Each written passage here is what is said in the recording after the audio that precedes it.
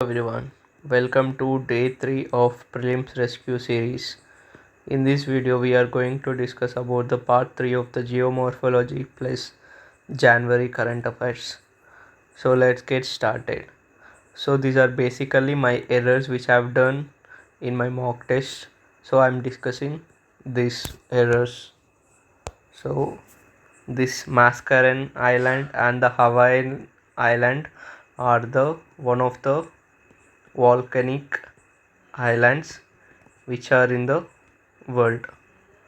So the Mascaring Island and the Hawaiian Island. The Hawaiian Island is a hotspot volcanic type island. So hotspot means we have a plate tectonics. So mostly the volcanic eruptions will be emerged when there is a divergent boundaries. But in these hotspot regions, what happens is we'll be having a single plate, that is plate tectonics. In this plate there will be a magma inside it, no, downwards. So the magma will be rise up in the same plate, the single plate, and it will go up and it will make new landform and it will erupt as a volcano. So this is known as the hotspot. Next we have the tectonic plates which are adjacent to Japan. So we have this, I'll just show you in the pictorically just. So this is the Japan. We'll be having Eurasian plate in the west side and Pacific plate in the east side towards the east, and we'll be having the Philippine plate to the south and North American plate to the north. So Japan is covered by the 4 plates, that is Eurasian plate, Philippine plate, Pacific plate and North American plate.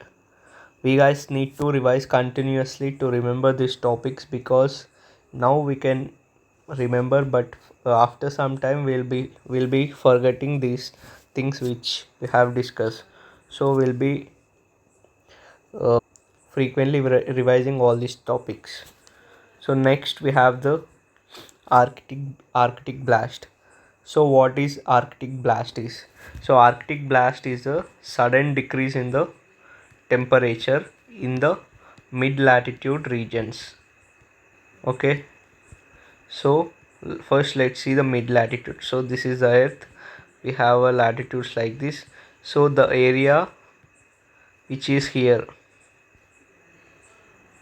these are known as, these are the mid latitude areas or the mid latitudes, we know that.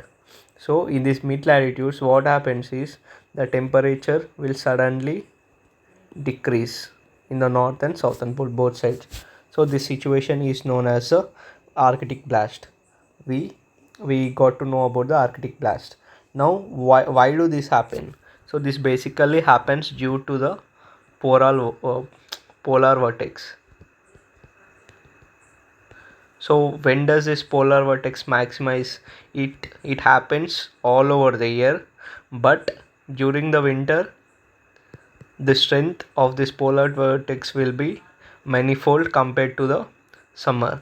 So this thing, that is Arctic blast, happen during the winter season. Arctic blast happens during the winter season, we need to remember that thing. So during the polar vortex, during the winter time, the polar vortex intensity will be increased. Now let's see what this polar vortex is. So polar vortex is basically there will be the movement of the cold air around the earth from west to east in the both poles. So during the summers the polar vortex is here only, it will be towards the north of the poles. But during the winter the intensity of the polar vortex will be going high and the polar vortex will be shifting towards the south of the towards the equator. So the polar vortex intensity increases, and also it's the coverage of the area of the polar vortex also increasing. So due to the intensity and the area increasing, the mid latitudes where the areas are there the temperature will be going very less. So this is the reason why this is happening. This is the Arctic blast, we have covered it, and also we have covered the concept of the polar vortex. The wind or the cold air which it is moving is, it will be a low pressure air. Next, one thing also we need to remember is the polar vortex is a movement of the air not near to the earth, but it is kilometers many thousand kilometers above the earth. We also need to remember this thing. Next, we have the plate tectonics. So the plate tectonics or the tectonic plates are the plates around the world on which we are standing. So basically the land portions are nothing but the plate. So we have many countries all over our world, but there is no single plate, that is no single land area, but we have fragmented areas of the lands. So these fragmented areas of lands or the plates, we call it as a plates, fragmented areas of the land, or also plate tectonics. So we have the Arabia plate. Some examples are North America plate, Eurasia plate, Indo-Australia plate, Filipino plate. These are some examples. For UPSC Prelims examination, we definitely need to remember all these plate tectonics, because there is a high chance of asking. For suppose example, let's see, we recently in 2024 there was a earthquake occurred in the Turkey. So the earthquake has occurred there. Why does earthquake actually occur? The earthquakes occurs due to the movement of the plate tectonics. So what is the plate tectonics? Where does it happen? It happened in the Arabia plate. So they might ask in prelims, like for example, what are the neighborhood plates of the Arabian plate? So we need to just get in instant in the examination, because we don't have enough time to recall all the stuff. So that's why we need to revise it continuously, and we need to see these plates thing daily. So the adjacent to or the borders of Arabia plate are Africa plate towards the southwest, and towards east we have the India plate, and towards the north we have the Eurasian plate. So these are things which we need to more focus on.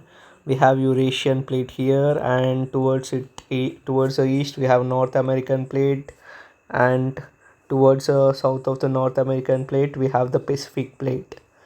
Adjacent to the Pacific plate towards the west we have the Filipino plate, and south of the Filipino plate we have Eurasia plate.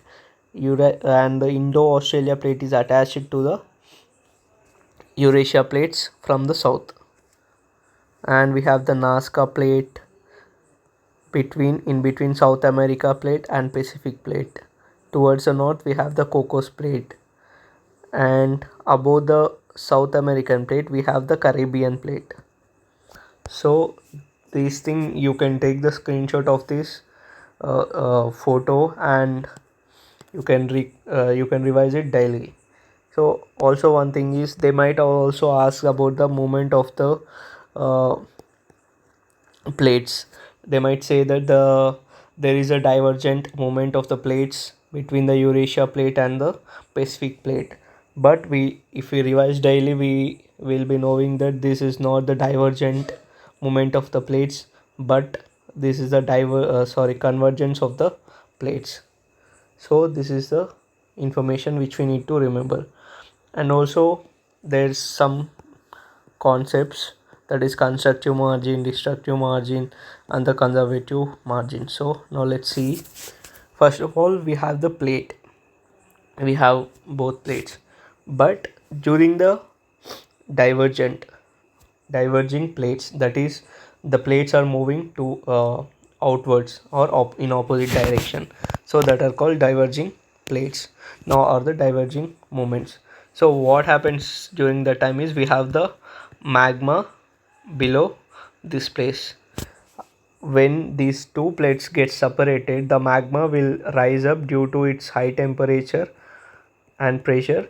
So it will come and it will forms a new crust layer on the earth. So this is a constructive mechanism, as the magma is turning into a new landform.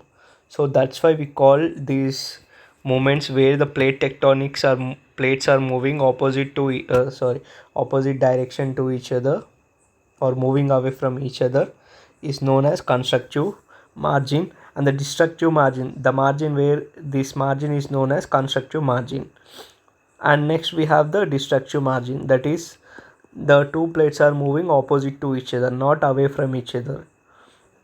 In first case the plates were moving away from each other. Now the plates are coming towards each other. So while coming towards each other, what happens is the one plate will go downwards, and the other plate will dominate one and it will rise. So in this time, this margin is known as a destructive margin, because here the destruction is happening, and due to this destruction there will be the formation of mountains and some other type of landscapes. Next we have the conservative, where is it, conservative margin. So conservative margin is, suppose these are the two plates. So I have taken it in the 3D picturization to get it more correctly. So in this conservative margin, these are the things. So the plates move like they will slide beside each other. So this is known as a conservative margin, this margin. Or otherwise this movement is known as transverse boundaries. Okay. So next we'll be having the landforms. So just I am going to just say, I'm not going to show any pictures. If I want to, I'll try to show it. But so in the glacial landforms we have the boulder clay. Boulder clay is nothing but the clays where the glacier, while passing the glacier, the depositional form or the depositional landform which is formed due to the deposition of the clay is known as the boulder clay. And the moraines is the collection of unconsolidated debris, like in this way, while glaciers overthrow. Glaciers are nothing but the ice which is above the mountains, where when it's get heated up, the ice will be melted and it flows down. So this is known as the glacier. Next we have the waves landforms. So this is the coastal lagoon, we have the dune here, and also bay is nothing but somewhat inwards to the land. Okay. Next we have the river, here we have the delta is nothing but the end of the river system, where the river joins into the oceans. So this is the delta. And we have the sand spit, and we have the oceans. This is sea stump, this is sea stack, and here is the beach. This is the sea arc is nothing but we have this some landform, but in this middle there will be erosion and this will be kali. So this is the sea arc. Here we have the cliff is nothing but very high end landform above the sea. And we have the headland is nothing but it's like a bridge. So this is the thing. And we have the land agents, that is air, wind, and erosional landforms and depositional landforms. uh, Air winds as a agent The erosional landforms which are going to form are Inselberg, Mushroom Rock, Zeugen. I'll show you the pictures of. So these are the landforms which are formed due to the wind as a agent. Wind as a agent. C. These are the mushroom rocks. The rock is in the shape of the mushroom, and we have the Zeugen. It's like a Z shape. So this is the Zeugen, and we have the demo cells.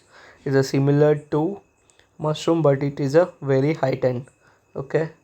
Next we have the Yardang. Yardang is a very big mountain type, not mountain type, but a very big rock type. So now let's get into the sand dunes. So these are the sand dunes. Okay, these sand dunes are the depositional landforms. Means after the air or wind as an agent, it will take some of the particles and it will deposit in some area. So after the depositional process happens, the sand dunes are formed. Next we have the glacier landforms. In glacier landforms we have the erosional and depositional. In erosional landforms we have cirque and fjord and horns. In depositional landform we have moraines, drumlins and eskers. So let's see some of the land. So here we can see these are the cirques or something, I don't know, I unable to pronounce. Circus something. So here is a horn, that is the tip of the similar to mountain, and we have the arete, that is the on the land, and this is the main glacier. So here we have the fjord. So this is the fjord. Okay, so we'll be definitely getting these landforms in our future video, as we are going to give a lot of tests. So we guys don't need to worry, because the video length is going very lengthy. So that's why, to make it short, I'm just skipping these showing these landforms. So now let's just name it and let's move to other topics. So in glacier depositional landforms we have the moraines, drumlins and the eskers, and in the river system we have the canyon and the valleys means v shaped, and we have the gorges matlab the shapes will be like this, and the potholes. So these are the erosional landforms of the river. And next the depositional landforms are the delta. We have seen the delta, that is the last part of the river system. And we have the meander is nothing but the turns where we have this turn is not known when rivers river is moving, where the turn of the river is happening, this turn is known as the meander. And we have the oxbow lake. After the process of the meandering, the oxbow lake is formed. So these are the landforms and the erosional and depositional landforms of different kinds of agents. Now let's move to the types of inclination or the types of folds.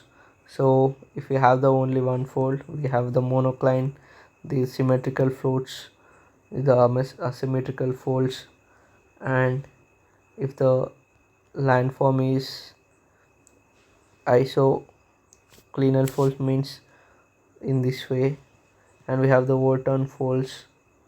These are the recumbent folds and the chevron folds. So actually these are not the information where I got wrong, but in that info in the solution list I have gotten these things, so that's why I have screenshotted it and I kept it in my uh, answer or notes of my error list. And next we have this plutons or the volcanic landforms. So basically I'll just go through it. So this is the pluton here, and we have the batholith is nothing but the intrusive means inside the earth, intrusive landform which is a very big compared to all of these other landforms of the volcanic landforms. Here we have the dike, which is like a branch of the volcanic landform, and we have the laccolith. Laccolith is like a shed or a layer. Okay, next here we have the lopolith. Lopolith is in the saucer shaped, and we here have seals. Here it is a volcanic cone. And next we have the phacolith. Phacolith is nothing but when you have the folds in the landforms, when the magma or the lava comes inside these, and here the formation of the landform happens, then it is nothing but the phacolith, and it should happen inside the earth. Okay, that's it for the geomorphology part. Next we are moving towards a science and tech. Okay, environment. So next we are going towards the environment. In environment we are going to discuss about the snow leopard. For snow leopard, recently there was a study conducted about the number of the snow leopards in our country. So there are 718 snow leopards in our country, that is India, and the number of snow leopards are more in Ladakh compared to all other states. So we have the Ladakh first, and Uttarakhand second, Himachal Pradesh third, Arunachal Pradesh fourth, Sikkim fifth, and the Jammu and Kashmir sixth. The IUCN status of the snow leopard is vulnerable, and its sites categorization is it is categorized as a Appendix 1, and in Wildlife Protection Act it is scheduled under Schedule 1. And its characteristics, or whatever we say, it mainly stays in the Central Asia in the mountainous region, and it also acts as an indicator species of the mountainous region. Next we have the India grey wolf. So in this species type of questions, we need to just remember, we need to more focus on the IUCN status more, because most of this time mostly the sites and the Wildlife Protection Act status are one only, so we need to more focus on the IUCN status. Next we have the Indian grey wolf. Indian grey wolf, we have the characteristics. So Indian grey wolf is, or will be staying in the warmer conditions. So what I have done error in this question is, they have asked that, or this they said that Indian grey wolf stays in colder condition. So I ticked it correct, but it is wrong. It stays in the warmer conditions, and its size is it is intermediate in size compared to Tibetan and Arabian. So Arabian wolf is the smallest of all wolves, and Tibetan one is the largest. In between we have the Indian one. Next, the IUCN status is the least concern. We already know that the Wildlife Protection Act status is in the Schedule 1. In the sites, it is scheduled under the Appendix 1. Next, we have the Tibetan brown bear. The Tibetan brown bear is a omnivore, means it will be eating the veg, and also it also eats a non-veg. Next, we have the habitat.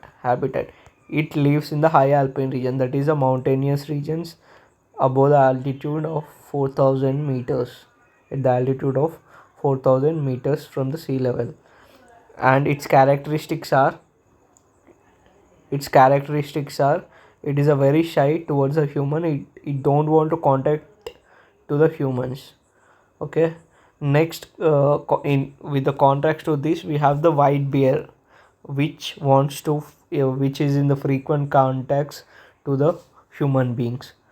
The categorization is under the Wildlife Protection Act, it is scheduled under Schedule 1, and under sites it is in the Appendix 1. Next, the marine protected areas. The marine protected areas are nothing but the places where the government has limited the human activity. in the marine areas.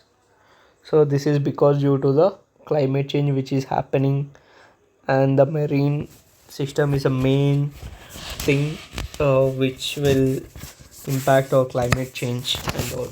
So that's why they were focusing on that. So that's it for the marine protected areas. Next we have the biodiversity credit alliance. So this is formed during the COP15 to implement the biocredits. So what are biocredits? Biocredits are nothing but if companies do any positive thing towards improving the nature or nature related things, there will be some incentives to the companies. Okay, so this biodiversity credit alliance is a voluntary alliance, means if nation wants to join this alliance they can. There is no pressure on nations or the countries that you should definitely follow these rules or you should definitely follow this alliance. There is no such rules. So next we have the what they said, that in this alliance, this initiative, they are going to they are including the indigenous people and local community people also. So basically these biodiversity credits were actually implemented to achieve the targets which were taken by the nations during the coming monetary global biodiversity framework. So to achieve this, they were unable to achieve the targets with the same constant efforts. To make it or take it to another level, they have implemented this thing, biodiversity credits, as a biodiversity credit alliance. And next we are going to the science and technology of the January. So here it is a INSAT 3DS satellite. So INSAT 3DS satellite is launched by ISRO, and it is a meteorological satellite. That means it finds the information related to meteorological, that is related to geography. So will be getting the information related to weather conditions and all. Next, the thing we are going to discuss is the Einstein probe. Einstein probe is a satellite which is launched in the China, and launched in China, and it is launched by China and the European Space Agency. China means China's Space Agency and European Space Agency. And the next is a Square Kilometer Array Observatory. So the Square Kilometer Array Observatory is a array of thousands of antennas, means there are thousands of antennas which are established in the South Africa and the Australia. This observatory means it does not contain telescope. We will be confusing with, as in the name it is observatory, so we'll think that if the options have telescope, we will think as there's a telescope and it is a observatory, so it will be right. But it's not the right thing to do, because it is an array of thousands of antennas which are kept in the countries like South Africa and Australia. And one thing we need to remember is India is also part of the or the member country of the Square Kilometer Array Observatory. This observatory is mainly focuses on studying the celestial phenomena. Celestial phenomena is nothing but the space things,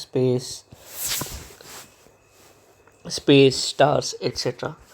So now let's recall what have read from starting. So first of all, we have started with the volcanic islands, that is a American island, and we have the Hawaii Island. Hawaii Island is a hot, just wait, hotspot, yeah, hotspot island. And next we have the Japan tectonic, neighboring to Japan.